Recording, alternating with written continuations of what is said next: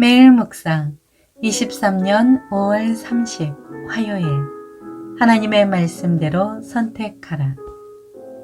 민수기 32장 1절에서 7절 말씀. 르우벤 자손과 갓 자손은 가축이 아주 많았습니다. 그들이 보니 앗셀 땅과 길르앗 땅이 가축을 키우기에 좋은 곳이었습니다. 그래서 갓 자손과 르우벤 자손이 모세와 제사장 엘르앗살과 회중의 지도자들에게 가서 말했습니다. 아다롯, 디봇, 앗셀, 리므라, 헤스본, 엘르알레, 스밤, 느보, 부온, 곧 여호와께서 이스라엘 회중 앞에서 멸망시킨 그 땅은 가축들을 키우기에 좋은 곳인데 당신의 종들에게 가축들이 있습니다. 그들이 계속해서 말했습니다. 만약 저희가 당신께 은혜를 입었다면 그 땅을 당신의 종들에게 주어 차지하게 해 주십시오. 그리고 저희를 요단강 너머로 데리고 가지 마십시오. 모세가 갓 자손들과 르우벤 자손들에게 말했습니다. 너희 형제들은 싸우러 나가야 하는데 너희는 여기에 남고자 하느냐? 너희는 왜 이스라엘 자손이 여호와께서 주신 땅에 들어가려고 마음먹은 것을 왜 낙심하게 하느냐? 아멘. 묵상 길잡이. 세속적 가치와 기준을 버리고 하나님의 말씀에 합당한 선택을 하며 풍성한 복과 평안을 누리게 합니다. 민수기 32장 1절에 앗셀은 요단 동편에 있는 지역으로 시온 왕을 물리치고 빼앗은 곳입니다. 길르앗은 요단 동편 전체 혹은 아르논 강과 야복강 사이에 펼쳐진 초원을 가리킵니다. 르우벤과 갓 지파는 앗셀과 길르앗의 땅의 비옥함을 보고 그곳에 정착하기로 마음을 먹었습니다. 그리스도인의 선택 기준은 언제나 하나님의 말씀이어야 합니다. 그것이 순종이고 우리는 순종으로만 하나님이 약속하신 복과 평안을 경험할 수 있습니다.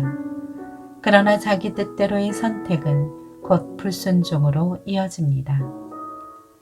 첫째, 불순종한 지파들.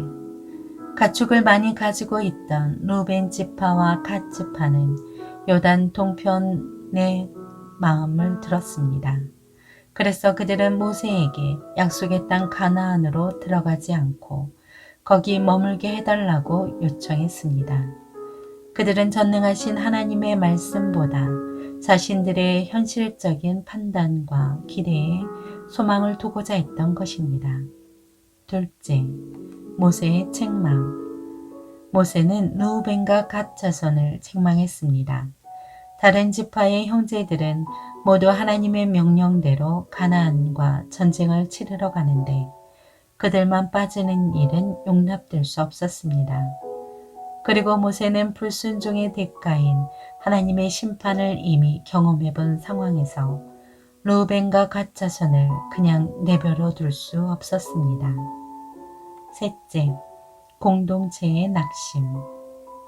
모세는 르우벤과 갓 자손이 요단 동편에 머무르게 되면 이스라엘 민족 전체가 낙심할 것이라고 말했습니다. 그러면 르우벤과 갓뿐만 아니라 다른 지파에서도 가나안 땅에 들어가기를 거부할 수도 있었습니다. 그렇게 불순종은 또 다른 불순종을 낳고 근데 하나님의 징계에 이르게 합니다. 우리는 매일 하나님의 말씀 가운데 살아가야 합니다. 평소 말씀 중심으로 살지 않으면 르우벤과 갓 지파처럼 중요한 순간에 잘못된 선택을 할 수밖에 없습니다. 그러므로 매일 하나님의 말씀을 읽고 묵상하며 순종하는 훈련을 절대로 게을리하면 안 됩니다. 삶의 적용.